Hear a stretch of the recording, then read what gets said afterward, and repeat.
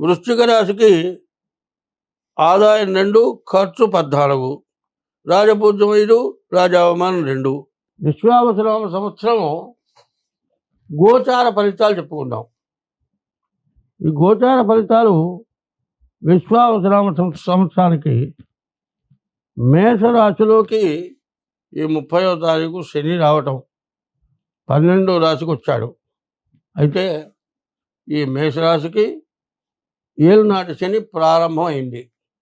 ఈ ఏలునాటి శని సంవత్సరాలతో కూడా ప్రారంభమవుతుంది. అందులో మరి 30వ తారీఖున 6 గ్రహాలు ఒకచోట చేరినాయి. షడ్గ్రహ కూటమి కాబట్టి ద్వాదశాంతో వ్యయోరిప, ద్వాదశంలో ఎక్కువ ఖర్చులు ఉంటాయని చెప్పి ఉన్నది. కానీ గురువు కానీ కుజుడు కానీ కేతువు కానీ బాగున్నారు. వృశ్చిక రాశి వచ్చేటప్పటికల్లా ఈ వృశ్చికానికి నిన్నటి దాకా అర్ధాష్టమంలో శని ఉన్నాడు, పంచమానికి వచ్చాడు, చాలా బాగుంది. రవి బాగున్నాడు, గురువు సప్తమంలో ఉన్నాడు, తర్వాత కేతువు 7ంట ఉన్నాడు, చాలా బాగుంది. చాలా మంచిగా జరిగే లక్షణాలు ఉన్నాయి. కానీ అన్నీ బాగున్నాయి కదా అని ఇష్టం వచ్చినట్టు ప్రవర్తన, ప్రతి వాళ్ళతో వైరాలు పెట్టుకుంటే మాత్రం చాలా ఇబ్బందులు పడతారు. ఇన్నాళ్ళ నుంచి వైరాలు, బాధలు, వియోగాలు, సమస్యలు అన్నీ వచ్చి అప్పుల బాధలు ఇవన్నీ కూడా తొలగిపోయే రోజు వచ్చినాయి. తొలగిపోయినాయి కదా అని పాత సంబంధాల దగ్గరికి రానివద్దు.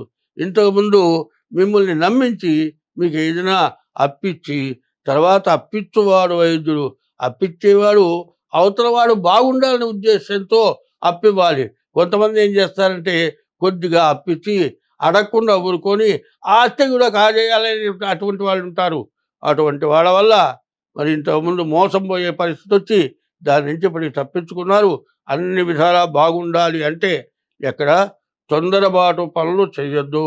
అట్లా చేస్తే ఈ రాశి వాళ్ళకి చాలా సమస్యలు రావడానికి అవకాశం ఉన్నది.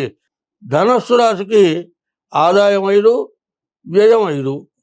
అట్లాగే మరి రాజపూజ్యం 6, రాజావమానం 1. ధనస్సు రాశికి రాజపూజ్యం 1, రాజావమానం 1. ధనస్సుకు వచ్చేప్పటికల్లా అర్ధాష్టమంలో శని. ఈ అర్ధాష్టమ శని చాలా కష్టాలు పడటానికి, చాలా ఇబ్బందులు పడటానికి చాలా అవకాశం ఉంది. కాబట్టి వీళ్ళు కూడా చాలా జాగ్రత్తగా ఉండాలి. ఇది కాక జన్మలగ్నం, పుట్టిన జన్మ నక్షత్రం ద్వారా జన్మలగ్నాన్ని చూపించుకోవడం వీళ్ళకి చాలా అవసరం. ఎందుకంటే అర్ధాష్టమ శని వాళ్ళు ముందుగా డేట్ ఆఫ్ బర్త్ ద్వారా కానీ హస్త సాముద్రిక ద్వారా కానీ జాతకం చూపించుకొని దానికి నివారణ ఎట్లా చేయాలో తెలుసుకొని అది చేయించుకుంటే మీ సమస్యల నుండి బయటపడతారు. ఒక్కటే చెబుతూ ఉన్నా, ఒక వ్యక్తి 60 సంవత్సరాల దాకా బాగా సంపాదించాడు. తను కాదు, తన పిల్లలు కాదు, తన మనవళ్ళు కూడా తింటే మిగిలినంత ఆదాయం సంపాదించాడు. ఇట్లాంటి అర్ధాష్టమ శనిలో సర్వస్వం పోయి అడుక్కు తినలేని స్థితిలో ఉన్న వాళ్ళు చాలామంది ఉన్నారు. 60 సంవత్సరాల తర్వాత ఎందుకు పనికి రాక, సంపాదన లేక అయిన వాళ్ళు పెద్దగా ఇబ్బందులు పడుతున్న వాళ్ళు ఉన్నారు. కాబట్టి ఈ రాశి వాళ్ళు ఎంత జాగ్రత్త పడితే అంత మంచిది.